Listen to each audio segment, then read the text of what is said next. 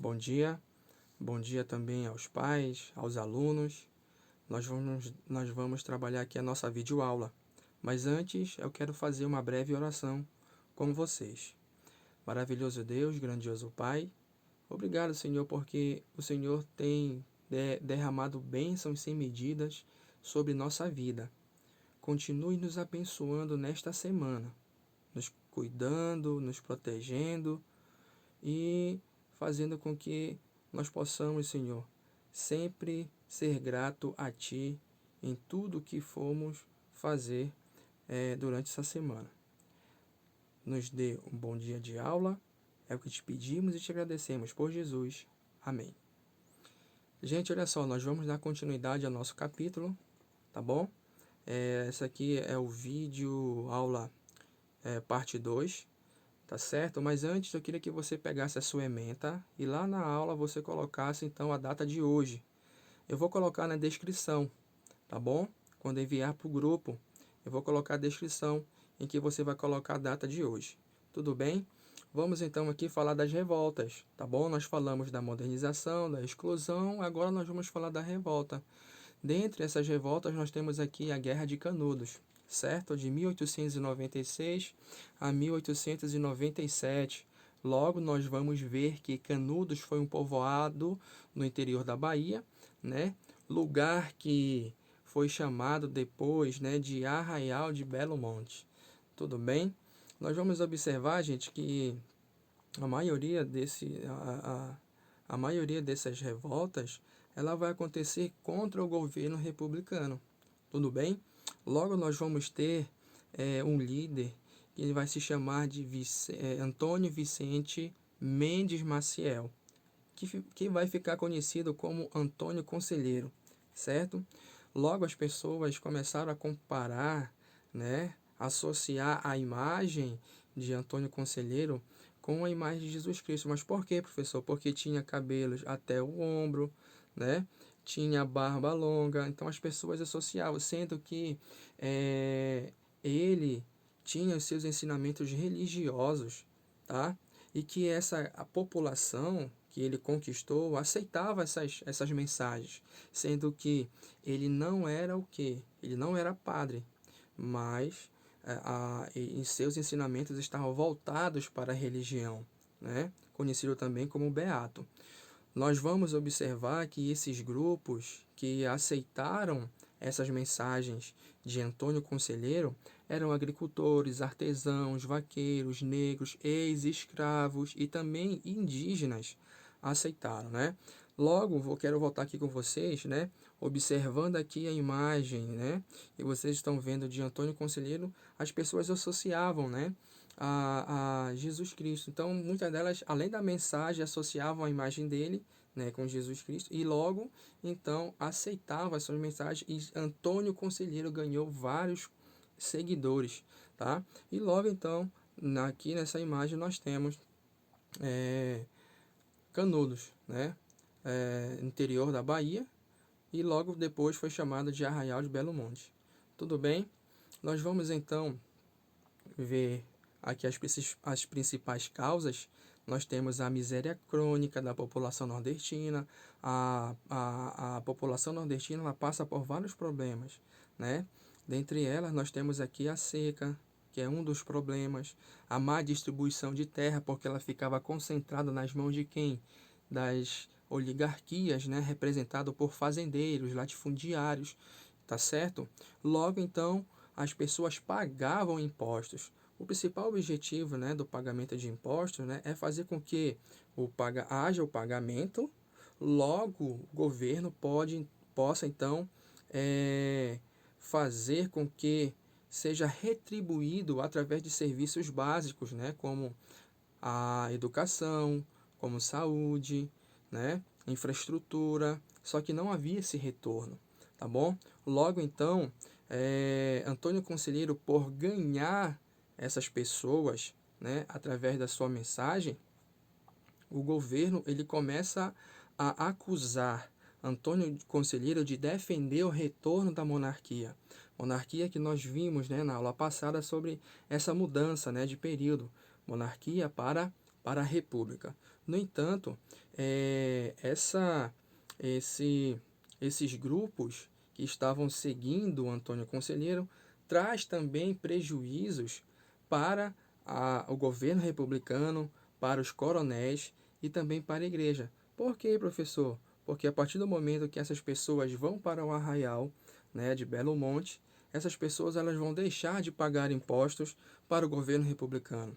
Muitos vão fugir, muitas pessoas vão fugir das fazendas, deixando então aí na mão, né, os coronéis, os serviços que eram prestados a ele.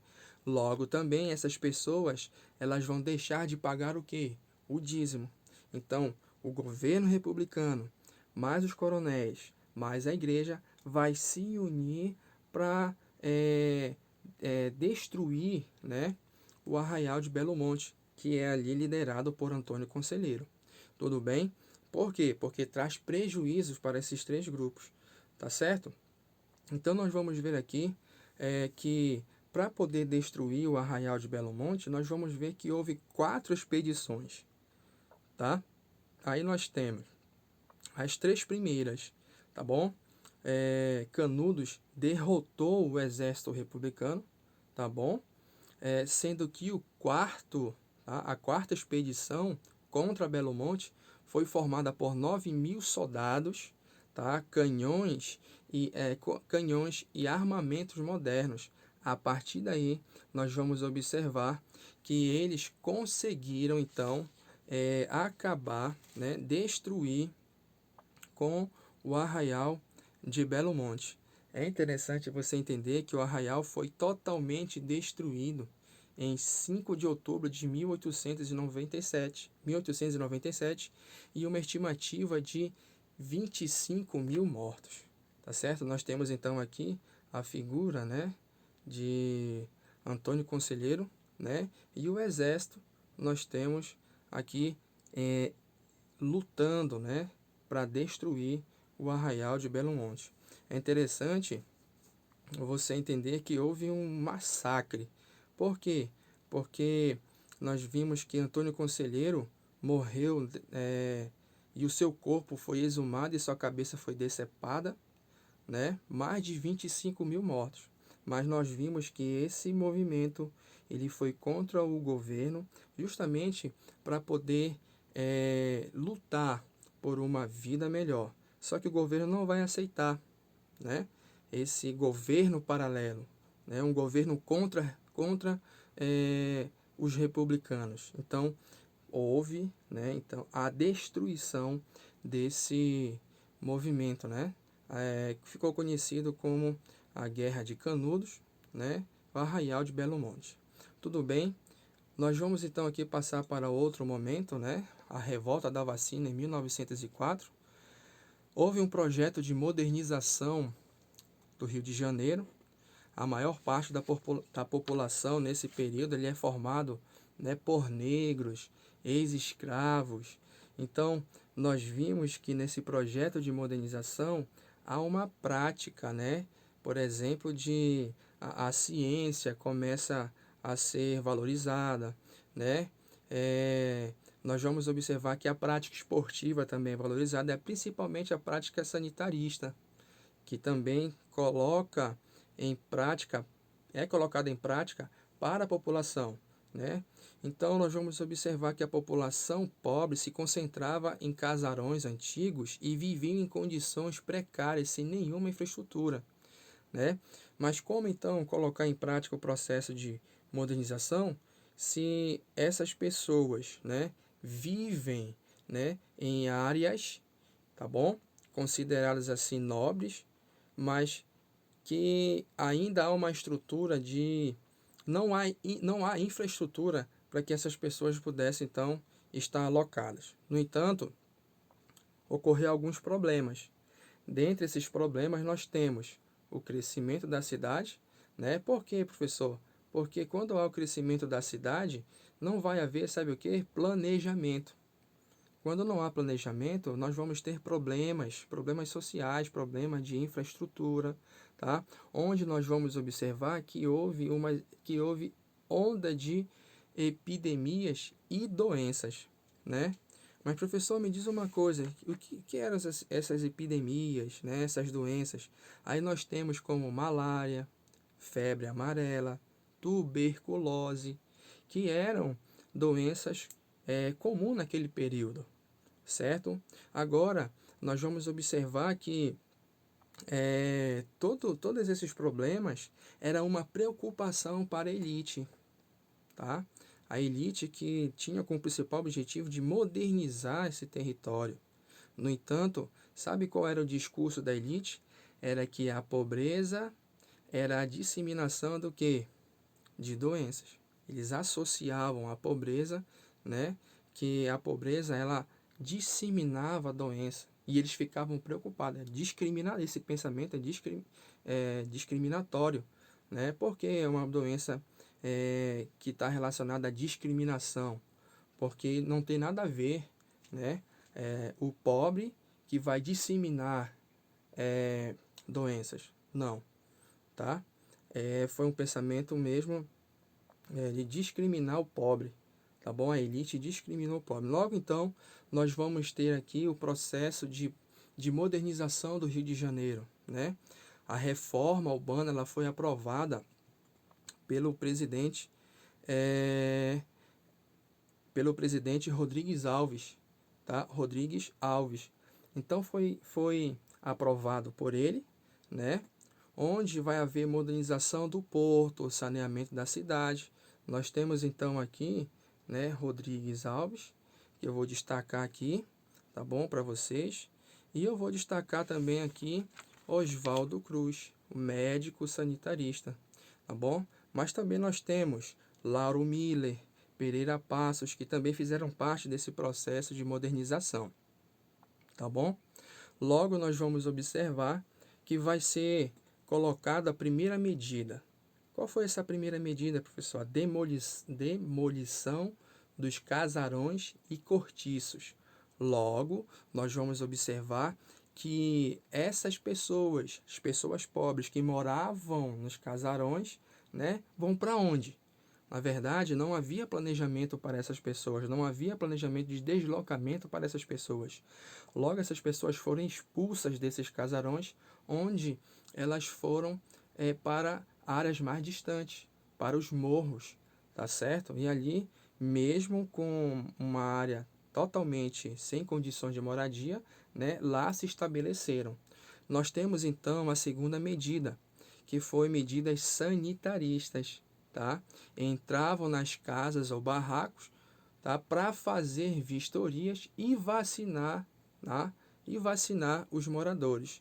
No entanto, nós vamos observar que a partir dessa prática foi o que a gente vai chamar de revolta da vacina. Por quê, professor? Porque não havia esclarecimento da população sobre essa vacina, né? Muitos pensavam que eles já sabiam do discurso da elite, certo? Eles já sabiam do discurso da elite. Então, muitos pensavam que essa vacina era para eliminar os mais pobres, né? Mas que, na verdade, era para poder, então, fortalecer a imunidade dessas pessoas para que elas pudessem, então, evitar, né, de contrair doenças porque não havia infraestrutura. Então, a revolta ela foi, né, iniciada no dia 9 de novembro de 1904 e durou até 16 de novembro de 1904, tá bom? Tá, 1994, mas é 1900, tá? É 1904, tá certo?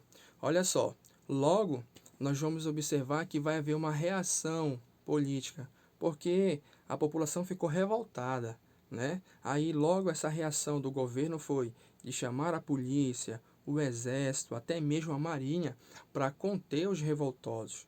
Logo, né, eles conseguiram, né, através da violência, conter a população. E aqueles que não tinham como comprovar que tinham algum emprego, que tinha moradia, essas pessoas sofriam punições. Aí elas sofriam o quê? Chibatadas, tá? Correntadas, correntes de ferro de todo tipo e todo tipo de violência. Todo tipo de violência que você imaginar, eles sofriam. né? E quem sofria com mais essas punições? Os mais pobres, né? Então nós temos aqui, muitos foram levados à Ilha das Cobras, né? Lá foram mortos, e outros foram levados para a região amazônica e trabalhar na extração da borracha. No entanto, eram levados e deixados lá, né? Ou seja, eram esquecidos. E isso significa que era também uma pena de morte. Deixavam na floresta sem estrutura alguma, né? Então aí nós temos a revolta, né, da vacina, tá bom? Nós temos aqui, gente, a revolta da Chibata, né? A revolta da Chibata foi em 1910, onde nós vamos observar que a revolta ela foi conduzida pelos marinheiros. Por quê? Qual foi o motivo, professor, dessa revolta? Aí nós temos, então, os maus tratos, baixos salários, péssima alimentação, castigos físicos, né? Dentre os mais cruéis, nós temos, então, aqui as chibatadas, tá? Que eram castigos que eram dados nos escravos, né? E eles praticavam esse castigo físico com os marinheiros. Logo, nós vamos observar que a marinha ela é aristocrática. Por quê? Posições, né, de comando, as mais altas patentes eram comandadas por representantes de famílias mais abastadas da sociedade, né? E marinheiros eram representados por antigos libertos, negros e brancos pobres, né? Então, eles eram representados por essa classe, tá bom? Mais humilde, né? Aqueles que poucos tiveram oportunidade de entrar na marinha, mas também que sofriam esses castigos porque representavam esse grupo, né? Então, qual foi o estopim, professor, da revolta da Chibata? Foi no dia 11, né? Novembro de 1910, no Rio de Janeiro, onde o marinheiro foi punido com 250 chibatadas, né? Imagina você levar 250 chibatadas. Como é que deve ficar uma pessoa? Mas por quê, professor? Porque esfaqueou um oficial de baixa patente. Então, a partir daí, nós vamos observar que foi o início da revolta da chibata. Logo então vai aparecer os principais líderes do movimento, né? Porque quem são esses principais líderes, professor? Aí nós temos João Cândido, tá certo? Logo nós vamos observar que eles vão ocupar os navios, prenderam alguns oficiais e até mesmo mataram alguns oficiais. E tiveram, a partir dessas manifestações, né, até mesmo radicais, eles tiveram então as suas reivindicações atendidas, né? Essas reivindicações que foram atendidas justamente quando, né, o presidente Hermes da Fonseca deu apoio então para que pudessem ser aprovadas, né, essas reivindicações dos marinheiros. Só que os oficiais ficaram insatisfeitos. Por quê, professor? Porque quando eles ganharam, né, esses direitos, né, deram aí aquilo que eles estavam lutando, os oficiais ficaram insatisfeitos pelo fato de nenhum deles sofrer punição. Logo, esses oficiais eles vão usar o pretexto de uma nova revolta, o que fez com que prenderam várias pessoas que participaram do movimento, né? Esses que foram presos, né, foram então mortos, uns foram castigados, tá certo? Ou seja, como se tivesse justamente retornando aquilo que eles queriam que acontecessem, né? De que deveriam sofrer punições, porque eles não aceitaram, porque esse grupo dos oficiais se achavam superior, né? Então usaram esse pretexto para poder então castigar e matar alguns desses que fizeram parte do movimento, tá?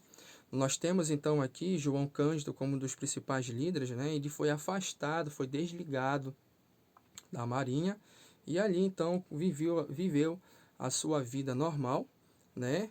Onde se tornou um pescador, tá bom? Só que a revolta da Marinha nunca foi reconhecida, né? Nunca foi reconhecida ou comemorada oficialmente. Mas para os historiadores, houve reconhecimento às conquistas de quem? Dos marinheiros. Se não fossem essas manifestações, eles não teriam garantido, né, as suas principais reivindicações, tá bom? Principalmente com o fim dos castigos físicos, né, que eram as chibatadas. Tudo bem? Logo nós vamos ver a Guerra do Contestado. A Guerra do Contestado, ela foi uma guerra em que envolveu a região da fronteira entre os estados de Santa Catarina e Paraná. Como vocês podem ver aqui, nós vamos observar, aqui nós temos Santa Catarina, tá bom? Região que vai ser mais afetada por esse processo. Por quê, professor? Aí nós temos as duas regiões, né? Nós temos aqui Paraná e nós temos aqui Santa Catarina, onde é uma região contestada. Aí vem então a origem, né, da guerra, a Guerra do Contestado, porque os dois disputavam o território, né, e geravam um grande conflito. Terras do estado de Santa Catarina foi cedida a duas empresas americanas, onde essas empresas elas vão construir ferrovias e instalar indústrias, né? No entanto, para poder colocar em prática, né, essa construção, né, a instalação, é preciso que liberar a área, tá certo? Para poder colocar em prática. No entanto, nós vamos observar que uma das principais causas foi a expulsão dos pequenos agricultores que já estavam nesse território, a exploração de camponeses e benefícios, né, para as empresas, no caso as empresas americanas. Então nós temos, né, quando essas empresas ganharam esse benefício, elas expulsaram os pequenos agricultores, né? E aí como a maior parte da atividade dessas famílias era agricultura, né? Então eles tiveram que reagir contra, né, esses benefícios e essas ações das empresas, certo? No entanto, nós vamos ter aqui um líder chamado José Maria, tá bom? José Maria é o principal líder desse movimento, tá bom? E a população, interessante que a população se aproximou, pois José Maria, ele anunciava, tá, uma monarquia celeste, em que haveria paz, justiça e prosperidade, né? É como se fosse é, é como se fosse algumas ideias místicas, né? Ideias místicas em que as pessoas acreditavam, as pessoas realmente acreditavam e ganhou seguidores. Ou seja, a partir do momento que José Maria ganha esses seguidores, vai haver uma resistência da população, chegando até mesmo a 20.000 pessoas. No entanto, quando ele ganha esse número de seguidores, nós vamos observar que as autoridades se reuniram às forças policiais, né? E o movimento resistindo mesmo com a morte de José Maria, e logo o exército foi acionado para combater o movimento. E aí nós temos então, no início de 1916, acabava a Guerra do Contestado com um grande número de mortes. Você pode observar que nesses movimentos que estamos apresentando aqui, quem vai ser o mais prejudicado? Quem vai ser o mais prejudicado, né? É aqueles que necessitam de ajuda do governo, né? Na questão de uma infraestrutura, tá certo? Moradia, em relação à educação, tá bom? Essas pessoas, né, que sofriam com essa falta, né, de fazer com que o povo pudesse fazer parte desse processo de modernização, se revoltaram contra o governo, tá bom? Logo, nós vamos ver aqui a revolta do Juazeiro, né, de 1914. Movimento rural de caráter religioso, tá certo? No interior do Ceará. Nós temos aqui então como principal líder quem? Cícero Romão Batista, conhecido como Padre Cício, né? que se tornou um tipo de coronel no Ceará, que articulava aliança, né? É, Padre Cícero, ele era um grande articulador, né? Ele era um grande articulador político para que pudesse, então, beneficiar lado A, lado B, mas que não houvesse conflito, defendendo os interesses, principalmente de oligarquias, né? Só que o governo, ele toma algumas medidas para poder, então, afastar essas pessoas que são beneficiadas pela oligarquia, né? Foi o que aconteceu quando houve uma intervenção federal que tirou a família Ascioli, né, do poder, que era representado por uma oligarquia. Nós sabemos o que é uma oligarquia. Oligarquia é representada por famílias ricas, né, que tem forte influência na política, forte influência na economia, até mesmo no social. Só que Padre Cícero, o que foi que aconteceu? Ele liderou um exército formado pelos seus fiéis, né? E pela insatisfação da família Scioli ter perdido o poder. Logo, então, nós vamos observar que a ação de Padre Cícero foi importante, né? Por quê?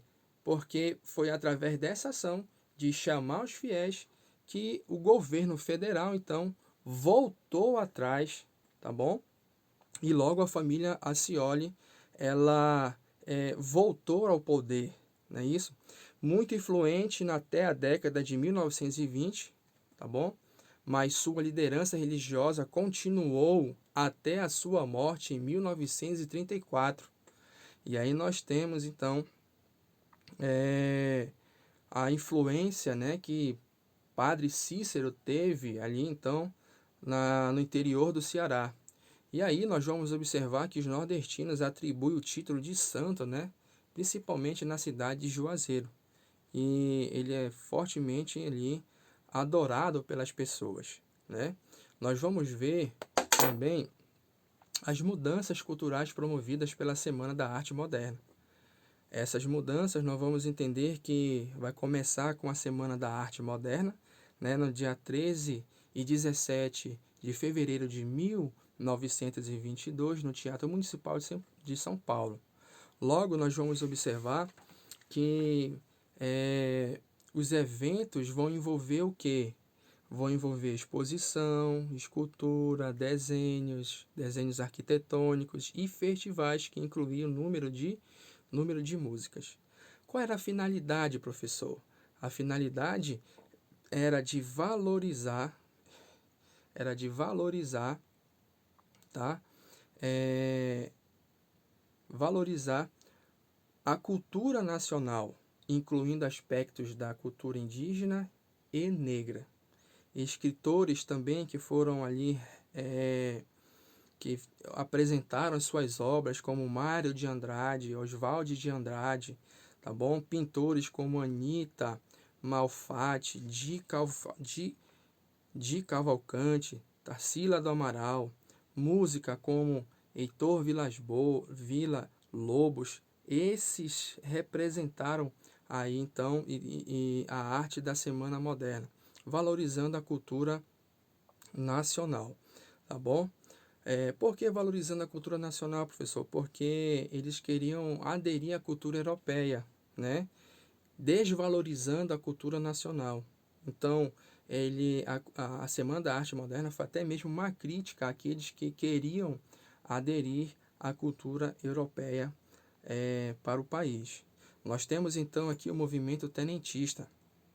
O movimento tenentista foi que a classe média urbana se tornou um grupo crítico em relação ao governo e ao sistema eleitoral, mas para isso eles queriam que seus filhos ingressassem nas universidades, né? Se não pudesse ingressar nas universidades, mas pelo menos em quê? Em seminários ou escolas militares, né? Por quê, professor? Porque a partir do momento que eles vão ingressar na universidade, seminários ou escolas militares, o pensamento, né, vai ser um pensamento diferenciado, principalmente na questão política, né, econômica e social. Logo, nós vamos entender que muitos desses jovens ingressaram nas escolas militares, tá certo? Que quando se tornavam oficiais, eles entendiam que era necessário intervir nos rumos políticos. Por quê, professor? Porque eles eram vistos, né, como a salvação para a nação. Por quê? Aí nós temos então o movimento tenentista. Esse movimento tenentista, ela vai ser conhecida como um grupo que vai combater a corrupção, né? Ele vai identificar a ineficiência de governos em todos os níveis, né? Federal, estadual, municipal. Defendia o voto secreto, já que nesse período o voto era aberto às pessoas, quando iam votar em um candidato, né? Elas falavam que iria votar. É diferente do nosso, que é um voto secreto, né? Hoje o nosso, tá bom? Mas eles defendiam o voto secreto. Logo nós vamos ver que eles também defendiam a centralização de governo federal, do governo federal, e defendiam as leis trabalhistas, né? Porque nós vimos no primeiro vídeo que houve várias greves dos operários brasileiros, tá certo? E por conta das péssimas condições de trabalho, tá certo? E os militares, eles defendiam as leis trabalhistas e o aumento do número de escolas, já que nesse período nós vamos observar que no início da República, 60% da população brasileira era analfabeta. Então eles defendiam o aumento, né, do número de escolas. Tá bom? Então nós temos aqui um dos principais objetivos. Logo nós vamos ver que houve a revolta do Forte de Copacabana, né? As tensões entre os militares e o governo já vinham acontecendo desde 1919, né, no governo de Epitácio Pessoa.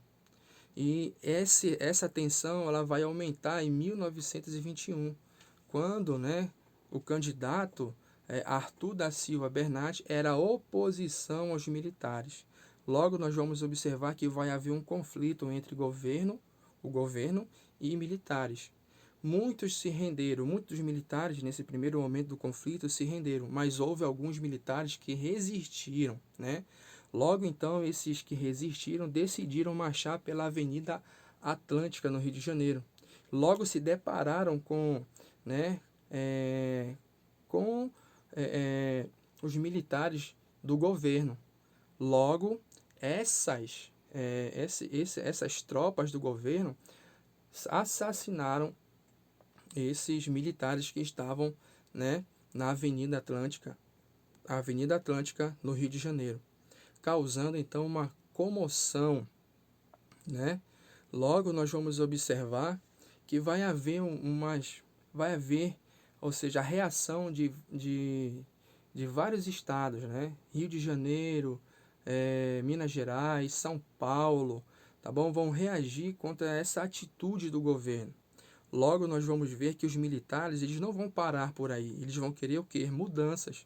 Logo nós vamos ver que vai surgir, né, alguns militares que vão se destacar. Dentre eles nós temos aqui logo o movimento gaúcho, né, de maior repercussão, tinha como principal líder Luiz Carlos Prestes. Luiz Carlos Prestes, né, que se uniu também com os paulistas. Logo, Luiz Carlos Prestes, ele vai ser o líder desse movimento, né? Justamente para quê? Para enfrentar as tropas governistas. A partir do momento que ele é o líder, nós vamos observar que vai se formar um movimento chamado de Coluna Prestes, tá? Nós temos aqui então a Coluna Prestes, que enfrentaram esse movimento, né? Esse grupo que enfrentou dezenas de combates sem sofrer derrotas, né? Logo, para manter uma tropa é preciso dar condições, tá? De uniforme, né? Condições de armamentos, alimentação. Logo, ele vai encontrar dificuldade para manter a sua tropa. Chegando em fevereiro de 1927, os soldados que restaram foram para onde? Para a Bolívia. E assim, então, acabou a Coluna Prestes. certo? Só que a gente vai ver que no período, né, nessa continuidade, Luiz Carlos Prestes foi uma referência política no Brasil. Sério, professor? Sim. Por quê? Aí nós vamos ver que ele teve contato com ideias marxistas, comunistas, o que vai então trazer novas ideias para que ele possa então colocar em prática no Brasil. Mas, professor, me diz uma coisa, qual vai ser então a participação de Luiz Carlos Prestes na política do Brasil, né? Será que vai ser só na política? Será que vai ser só vai ser na economia? Ou ele também vai contribuir ou não vai contribuir? Mas isso aí nós vamos ver em outro capítulo, tá certo? Tchau, gente. Bom dia.